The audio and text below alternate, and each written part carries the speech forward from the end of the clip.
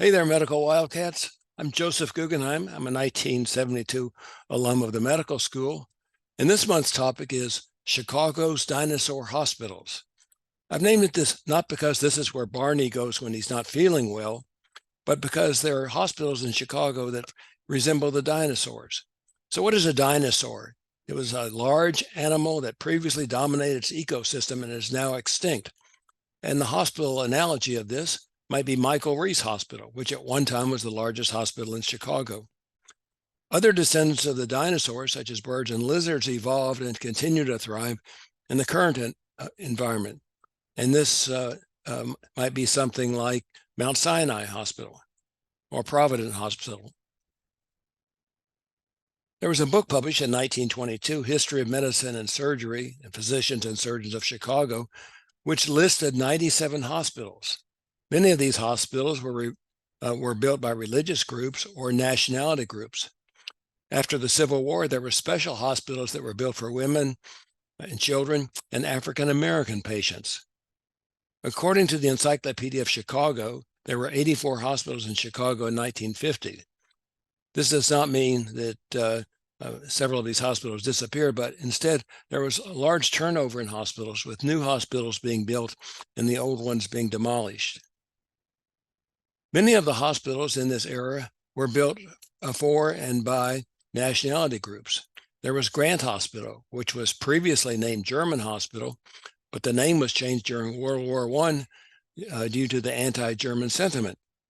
The Alexian Brothers Hospital was originally established in Europe centuries ago by an all-male nursing order in order to treat male patients that had the plague. St. Mary of Nazareth Hospital was established to treat Polish patients. Lutheran Deaconess was established to treat Norwegian patients and is now Lutheran General. Mary Thompson Hospital was established to treat children and widows of deceased Civil War veterans. This is a chart of some of the hospitals that are no longer around in the 21st century. And you can see there's some very large hospitals on this, such as Mercy Hospital and Michael Reese Hospital. 14 Chicago area hospitals have closed during the first 2 decades of the 21st century. And 23% of Chicago's hospitals, that is almost 1 in 4, have closed during these 2 decades. The story of the Jewish hospitals in Chicago parallels the story of the Jewish immigrants in Chicago. There was conflict between the two Jewish communities in the Chicago area. The German Jewish immigrants who arrived between 1840 and 1870 were mostly urban, educated, middle class, and embraced Reform Judaism, which emphasized the ethical aspects. They adjusted well to the new city. The Eastern European Jewish immigrants who arrived a little later, between 1880 and 1924, were more provincial, more disorganized, poorer, strictly followed traditional Orthodox Judaism, and emphasized the ritual aspects of Judaism. The Germans wanted to incorporate their poorer neighbors into their community, but the Orthodox struggled to maintain their own identity. The Eastern European Jewish immigrants were dependent on the German Jewish immigrants for their health and well-being, because the latter were because the Germans were more wealthy. There was conflict that arose regarding the development of hospitals. The Germans wanted a hospital to be in the forefront of American medicine, serving Jewish people and non-Jewish people alike. The Eastern European community wanted to preserve their Orthodox traditions. The Jewish physicians had difficulty finding privileges at Chicago hospitals, which were often run by religious groups. German Jewish people held fundraising banquets in 1864 and 1866, and with the money they raised, they erected Jewish Hospital, which was a small hospital on LaSalle Street between Goethe and Schiller, which would be just west of the current Gold Coast area. There were Bavarian Jewish people who lived in this area, and they were better educated, spoke English, and were relatively wealthy. But most of the German Jewish residents lived on the South Loop area. The fire of 1871 destroyed the Jewish hospital in LaSalle and many of the Germans' homes and businesses. The homes of the Eastern European Jewish immigrants were spared in the 1871 fire, but there was a large fire again in 1874, which destroyed many of the Eastern European homes. The Germans resented the lack of aid after the 1871 fire from their Orthodox neighbors, which were too poor and disorganized to assist. And therefore, the Germans offered little aid to the Orthodox community after the 1874 fire. After the 1874 fire, Eastern European Jewish people moved to the near west side, to the Maxwell Street area. And the picture on the right shows an open-air market on Maxwell Street, reminiscent of the neighborhood around the Chicago Maternity Center, which has been demolished and is now the University of Illinois Chicago Circle campus. This picture shows the contrasting neighborhoods of the German Jewish residents and the Eastern European residents. You can see the one on the left, the German neighborhood, looks much more affluent than the Maxwell Street area on the right. Michael Reese Hospital was the second Jewish hospital built after the first one burned down in the 1871 fire. Michael Reese was an immigrant from Germany. He immigrated in 1836. He sold dry goods in Virginia, ran a wholesale jewelry business in New York, and moved to California in 1860, where he made and lost several fortunes in land speculation and silver mining. At his death, his estimated estate was $10 million, which in current dollars is about $303 million. He never resided in Chicago, but he had 7 siblings who lived there.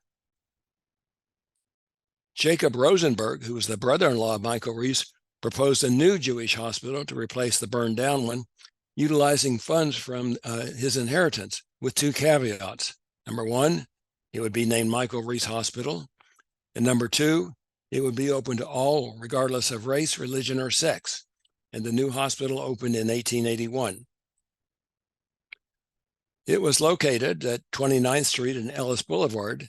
It was 3 stories high and had 60 beds. And it was funded by a few wealthy individuals and Henrietta Rosenfield, who was the sister of Michael Reese. Joseph DeLee, who was the founder of the Chicago Maternity Center, said, "The civilization of a community may be measured by the care bestowed on the sick. The Jewish people have always been famous for the care bestowed on the unfortunate." But Jewish doctors had difficulty getting privileges at many of the area hospitals, which had been established by religious groups. And the differences between the 2 Jewish immigrant groups led to the establishment of 2 different hospitals. The picture on the right shows Princess Martha of Norway visiting the maternity center. Beatrice Tucker, who ran the maternity center for many years, is in the center, and Joseph DeLee is on the right.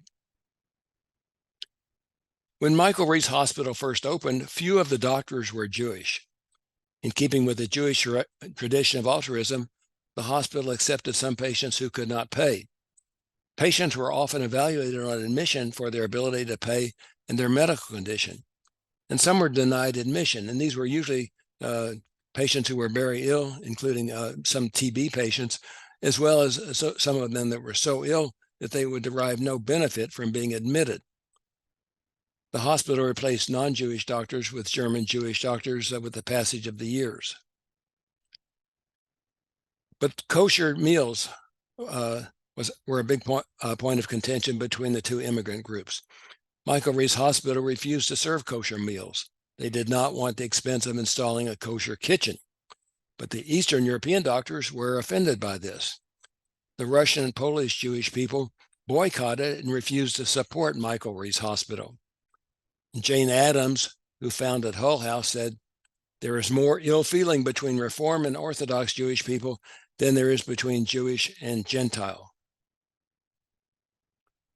A new Michael Reese Hospital was erected in 1907. Remember, the first one was 1881.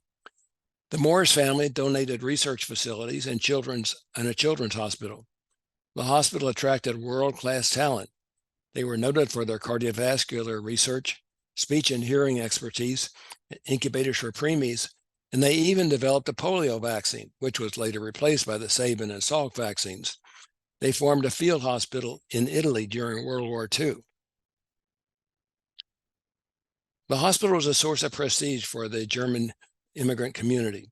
Its fundraisers were the apogee of the social season. The undiminished loyalty of the German Jewish people to the hospital sustained a building boom. After World War II, African Americans increasingly became the hospital neighbors. And paradoxically, increased insurance coverage for low-income patients led to the hospital's demise. The patients who were low income and now could afford to go to almost any hospital in Chicago. Michael Reese Hospital filed for Chapter 11 bankruptcy in 2008. They were acquired by Humana in 1991 and by Envision Hospital in 2007. And then the campus was closed and demolished in 2009. And you can see the picture on the right of the demolition.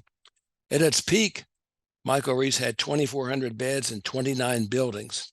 At times, it was larger than Cook County Hospital. When it closed, there were only 150 beds that were occupied. The hospital became a private foundation in 1997 to help people with disabilities, the underserved, and uninsured children and youth. It became a public charity in 2018. The site, which was 48 acres, was proposed for the Olympic Village if Chicago got the 2016 Olympics, which they did not. It was also the proposed site for the Obama Presidential Library and Museum, but it did not become this. The 48-acre site in Bronzeville is going to be a mixed-use development by the architectural firm Skidmore, Owings, and Merrill, the firm that did the Willis Tower, previously the Sears Tower, and 875 North Michigan, previously the John Hancock Center. But the Yiddish press wanted a new Jewish hospital. The West Side medical community met in 1980 to formulate plans for a new hospital, which would include the following features.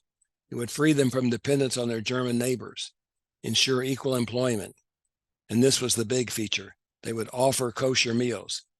It was designed to serve the Eastern European Jewish immigrants and train Jewish physicians who were denied educational opportunities elsewhere.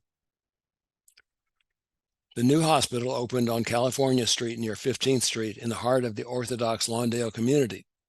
It was opened in 1912 as the Maimonides Kosher Hospital of Chicago. It was on shaky ground from the start, shaky ground financially, and had to shut down in 1915. However, it was saved from foreclosure by Morris Kutzo, Mrs. Edwin Romberg, and the wealthy banker Bernard Horwich. It reopened again in 1919 with 60 beds. Kutzo refused to sell it to the University of Illinois. He wanted to donate it for the benefit of the entire community instead. The hospital, as it stands now, is currently affiliated with Ross University School of Medicine in Barbados, Chicago Medical School, and the University of Illinois. Mount Sinai Hospital affiliated with Holy Cross Hospital, which was established by the Sisters of Casimir in 1928 to serve immigrant families.